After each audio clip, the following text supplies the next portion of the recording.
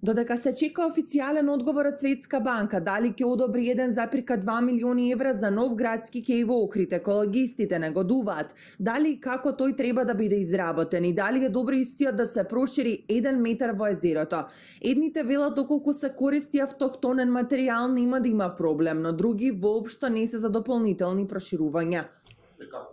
Реконструкцијата на кејот е предвидена да се гради во должина од некаде, мислам дека 1 километар или 1000 метри, со навлегување во езерото од 90-95 сантими, што според мислењето на јавната научна установа Хидробиолошки завод нема да предизвика еколошки проблеми во тој дел. Колку влегуваме ние под длабоко во Охридско езеро, ни се прават поголеми проблеми од еколошки аспект.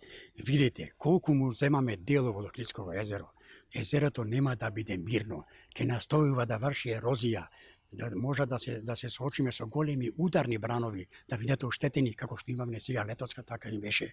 Ние да не навлегуваме многу во длабинава на Охридско езеро. Сепак се согласуваат дека во моментот поприоритетна треба да биде санацијата на градското пристаниште, кое е во очајна состојба и кое при секој налет на поголеми бранови попушта. Последните оштетувања се голема пукнатина на пристапните места на градското пристаниште, која што настанала како резултат на поголемото невреме од пролетва. Но од градската капетанија вела дека иако со секое ново поголемо невреме оштетувањата се зголемуваат, тие се уште не ја загрозуваат безбедноста на објектот. Но потребна итна санација од станува збор за стар објект изграден во 1938 година, вели капетанот Горан Остијановски.